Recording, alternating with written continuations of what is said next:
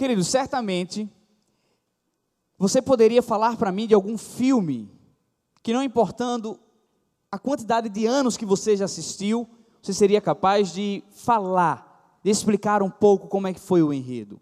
Certamente nós tivemos alguma música que nos marcou, ou um livro lido que nunca saiu da nossa mente. Os personagens encontram-se ali. Por que isso acontece? Porque existem poemas, existem narrativas que se eternizaram. Palavras ditas há tanto tempo atrás, músicas escritas. Eu estava lendo algo interessante, eu achei muito bom, porque existe uma música que é considerada a música que mais tocou no planeta Terra. Yesterday, do Beatles. Você sabia disso? Foi a música que mais tocou. Em segundo lugar, para nossa alegria, está a Garota de Ipanema, de Tom Jobim. Músicas que já tocaram. Eu acho que essa música, meu irmão me falava hoje, enquanto almoçávamos na casa do meu pai, e ao ouvirmos Tom Jobim, ele falava que essa música já foi regravada em mais de 150 línguas. Imagina, Garota de Ipanema. Pois é, foram músicas que se eternizaram.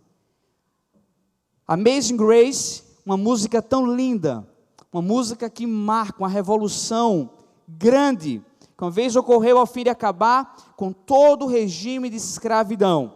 Consta que essa música já foi regravada, mais de 6.600 vezes. São músicas, canções que se eternizaram.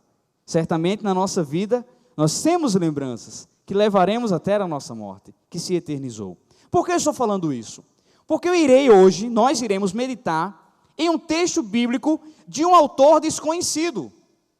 Não sabe-se quem ele foi, mas as suas palavras se eternizaram de uma certa forma, que assim que foram achados os primeiros papiros, o seu livro foi editado e reeditado e editado e lançado novamente, e passados milhares de anos, nós estamos aqui para falar sobre uma palavra cujo autor, sendo desconhecido, não traz nenhum prejuízo, tendo em vista que, por constar na Bíblia, é de segurança, é infalível, é maravilhoso e digno da nossa compreensão e estímulo de ser vivido. Eu quero estimulá-los a ler o livro de Hebreus. É belíssimo.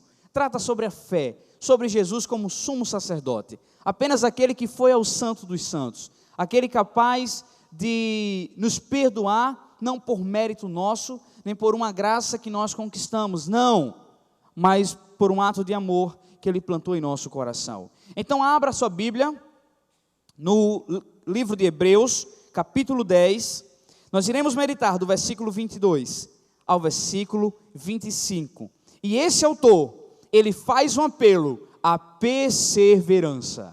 Diz assim, a partir do versículo 22, do capítulo 10, do livro de Hebreus: sendo assim, aproximemo-nos de Deus com um coração sincero e com plena convicção de fé, tendo os corações aspergidos para nos purificar de uma consciência culpada, e tendo os nossos corações lavados com água pura, apeguemo-nos com firmeza à esperança que professamos, pois aquele que prometeu é fiel. E consideremos uns aos outros para nos incentivarmos ao amor e às boas obras.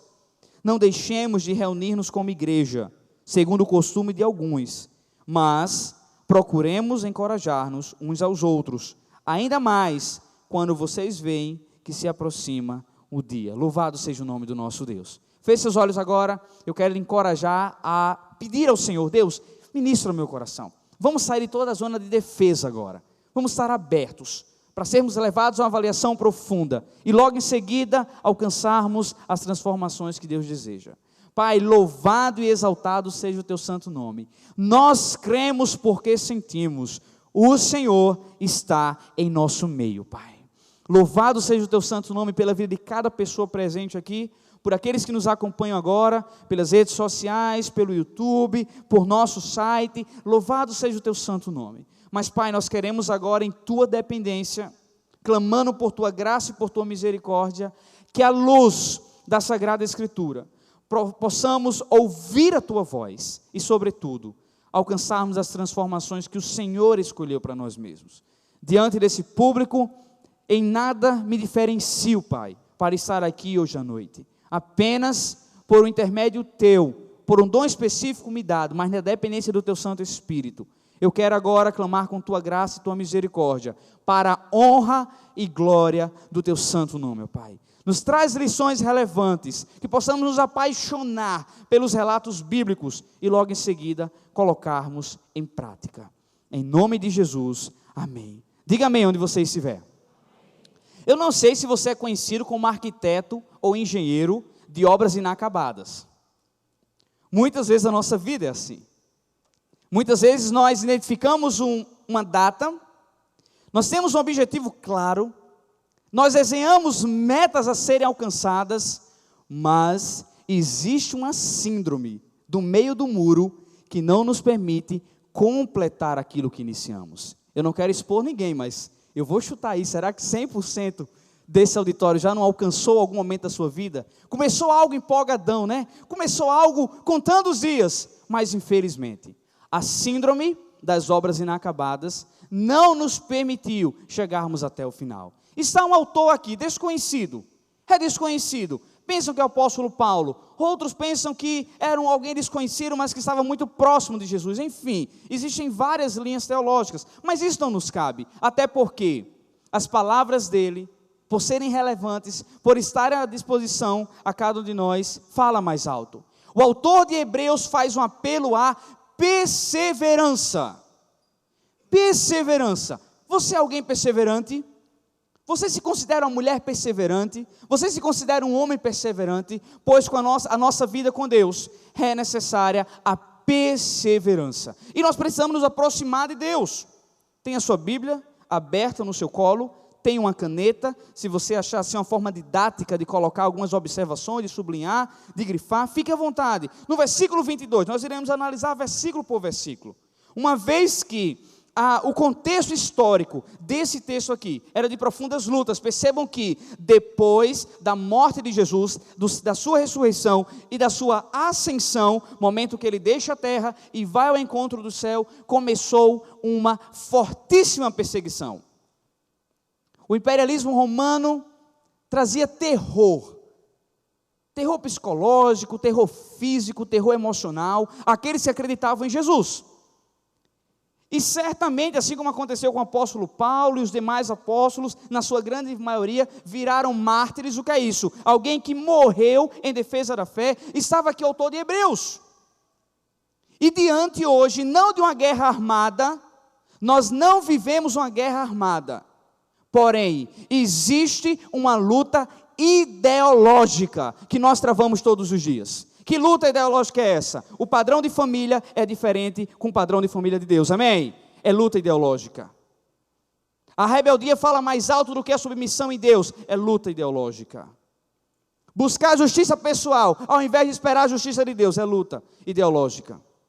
Enricar de forma mais fácil, com uma certa esperteza, sabe? Não sendo sincero com o Estado, não sendo sincero com a Receita, não sendo sincero com o Ministério Público, então nos leva, é luta ideológica.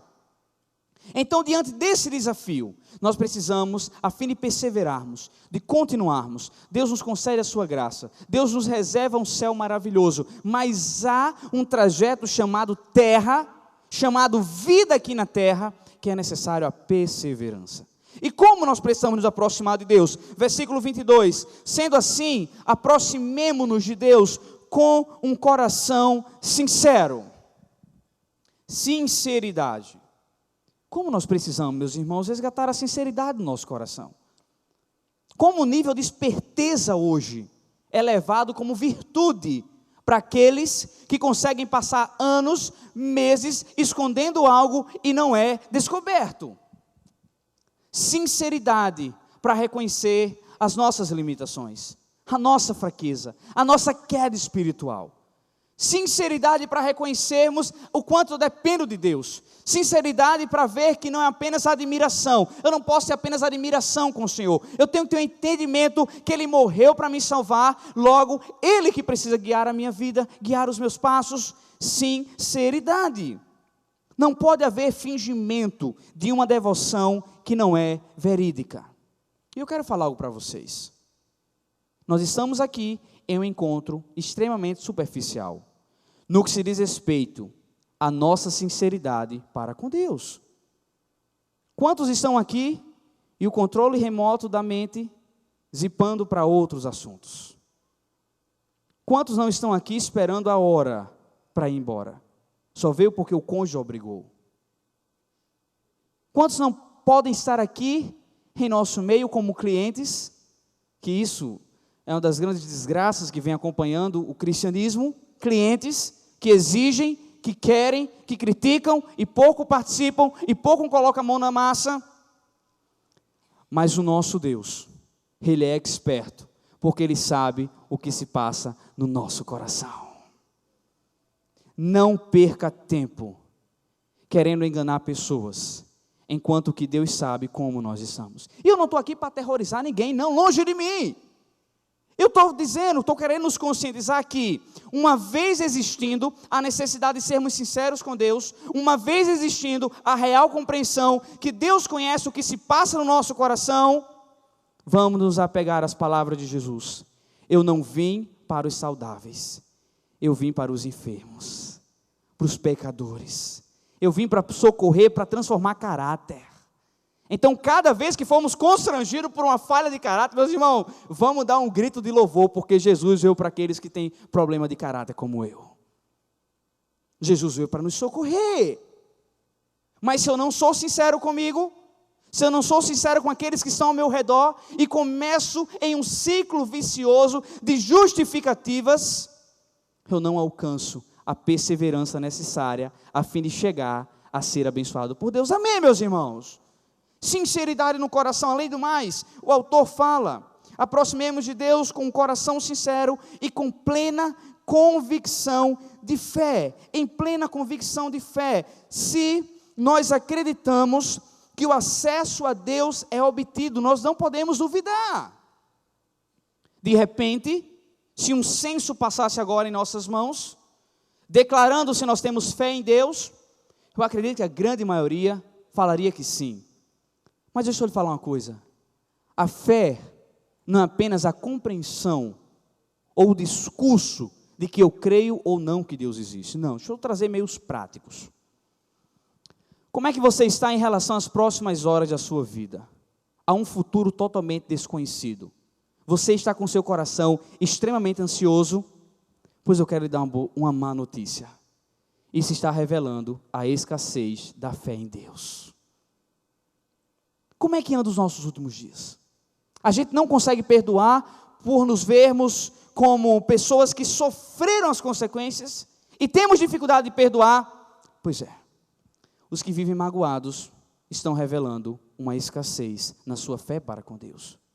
Porque, meus irmãos, a convicção que nos leva a obedecermos a Deus é acreditar que, de fato, uma vez levando em consideração aquilo que Ele decreta, aquilo que Ele ensina, Deus é de confiança, amém? Isso parece até meio louco, Deus é de confiança. Mas nós iremos ter convicção da nossa fé quando acreditarmos que Deus é de confiança e me levará a praticar algo, me levará a cumprir algo, mesmo sem saber onde vai me levar, mas crendo que por me amar, a vontade dEle sempre será boa, perfeita e agradável na minha vida. Louvado seja o nome do Senhor. Sem convicção não dá, sem convicção não dá. E ele fala, além dessa plena confiança, se aproximar do Senhor, amém? Um ato contínuo. Aproximem-se do Senhor, com coração puro, com coração sincero, aliás, com convicção da fé. Aí ele começa: tendo os corações aspergidos para nos purificar de uma consciência culpada. O autor de Hebreus aqui não fala de atos rituais. Deixa eu lhe falar uma coisa: o que vai te purificar não são ervas que você joga dentro de si, em cima de si. O que vai nos purificar não são banhos, em sua grande maioria, até mesmo de sal grosso. O que vai nos purificar não são procissões, não são romarias como o povo saía distante para chegar até Roma, sofrido. Não é isso que vai nos purificar. A única coisa que pode nos purificar é a graça do Senhor. Com o nosso Deus, nós nos aproximamos dEle, não ao fim de alcançá-lo, não, porque nós estávamos de costa para Ele, e Ele nos alcança para Ele. Então todo e qualquer processo de aproximação é tendo sido uma vez escolhido por Deus, e logo em seguida continuando. Então ele fala aqui, tendo corações, sabe, purificados da má consciência, é mais do que um ato ritual, é uma condição moral. Nós precisamos perseverar acreditando na moralidade de Cristo. Deixa eu falar uma coisa para você. Muitas vezes, nós agimos sendo até mesmo legalmente correto. Mas se não for moralmente correto, não vale a pena. Sabe por quê? Porque a nossa condição, o que nós estipulamos como conduta moral, muitas vezes é enganosa. É contrária à vontade de Deus. Muitas vezes o nosso patamar de conduta, não, é em cima de algo que é terrível. Não, eu estou errando, mas e fulano, e cicrano, e beltrano, que erra mais do que eu.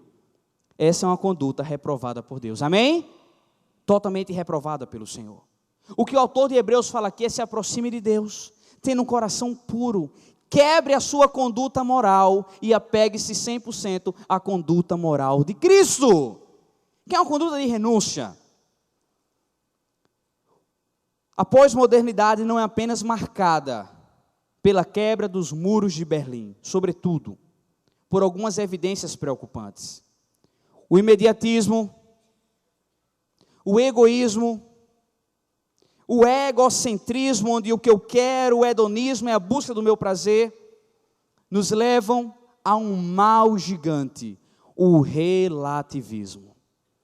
Diante do relativismo tão presente, que faz com que pessoas não entendam os projetos de Deus e optem por sua própria compreensão sobre sexualidade, sua própria compreensão sobre erros, sobre males, enquanto o relativismo traz uma verdade para você, que é contrária à minha, mas a gente convive bem, a verdade de Deus é absoluta, é inteira, é eterna. Amém, meus irmãos? E essa verdade só encontra-se no manual que Deus nos presenteou, chamado Bíblia.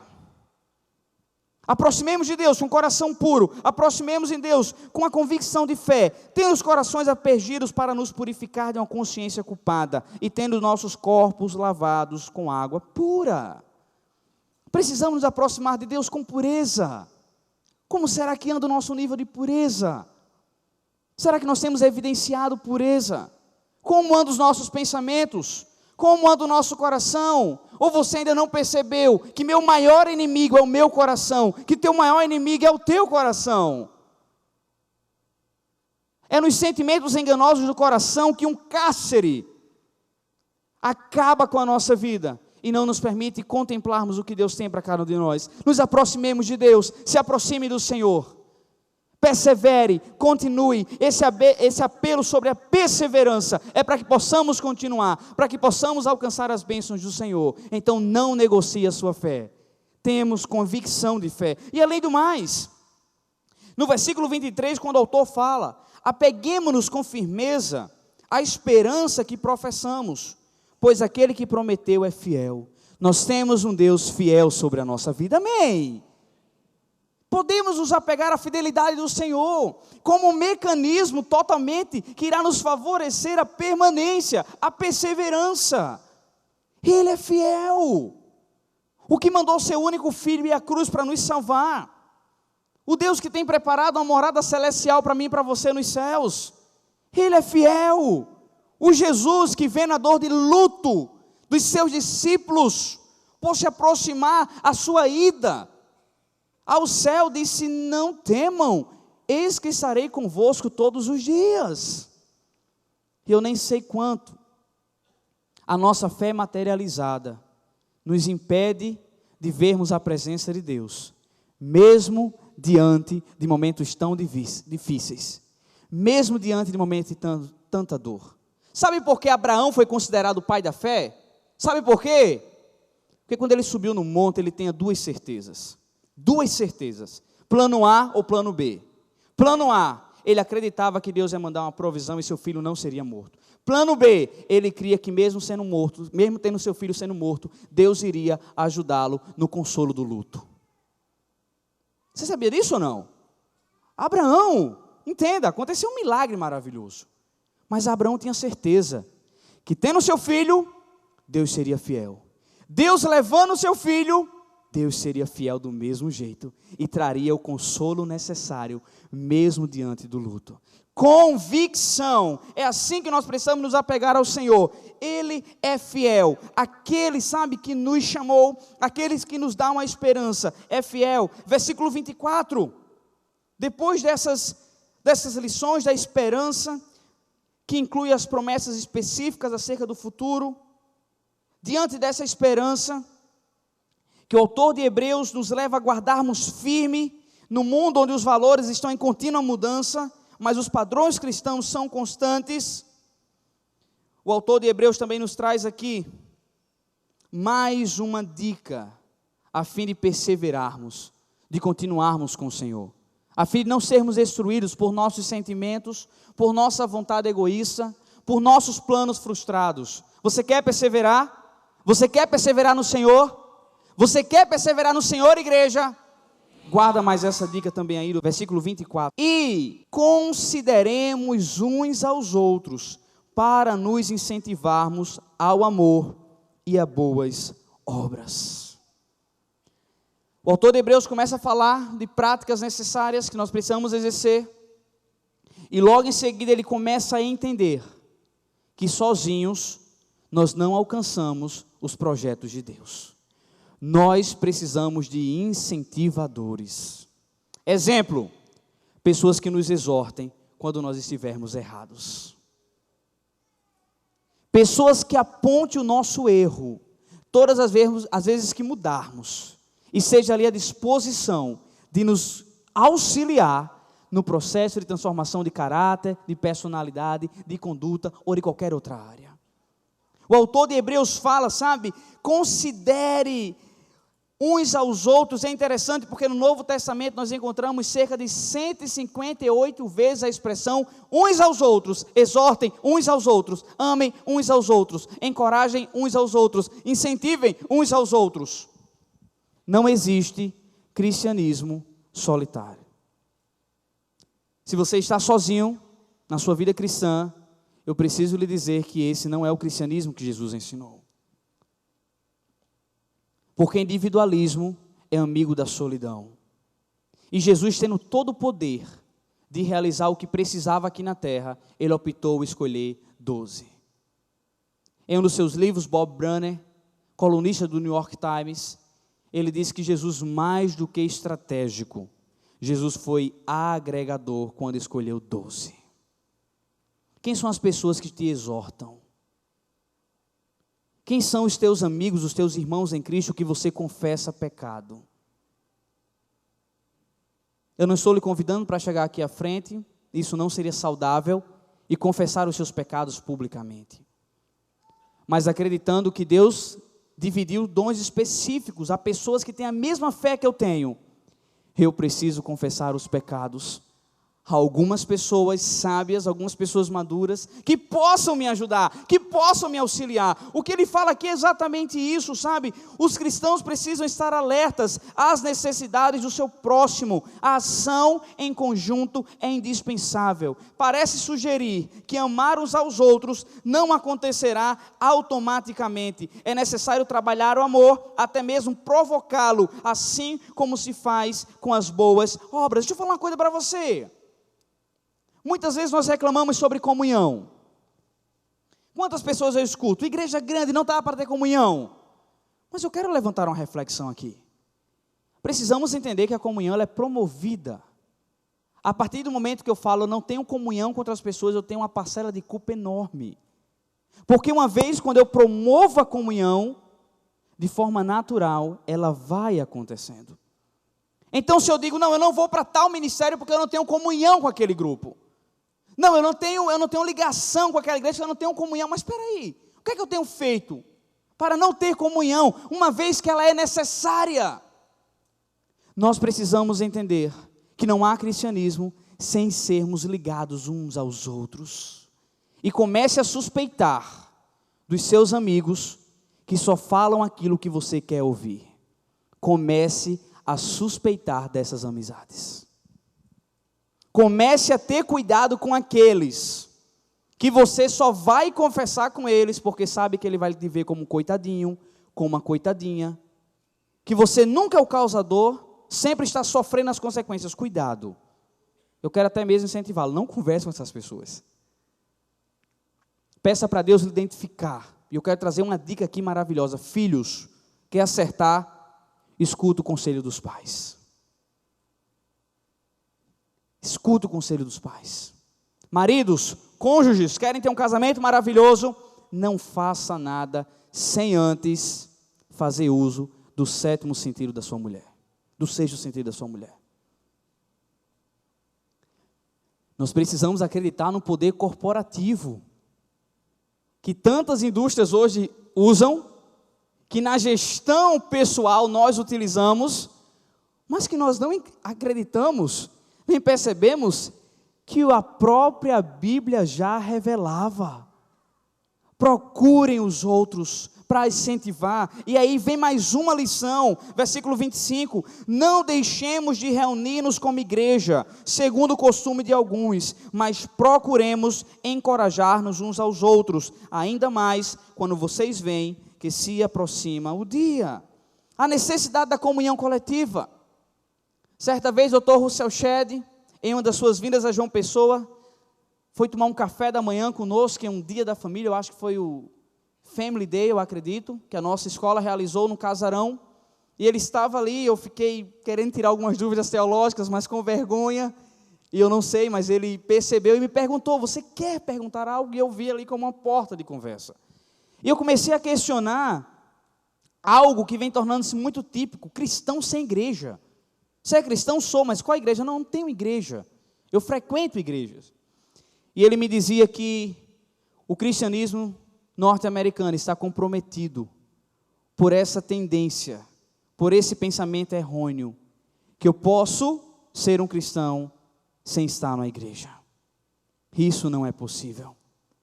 Aí você pode falar, não, mas eu tenho cultos na minha casa. O teu caso é mais difícil ainda. Porque se tem uma coisa, quando nós reunimos pessoas em nossa casa, ao invés de termos um convívio com a igreja, nós nunca seremos exortados por nossos visitantes. Porque se formos, mais nunca a gente deixa ele pisar na nossa casa. É ou não é? Como várias pessoas estão pulando fora das conexões. Por quê?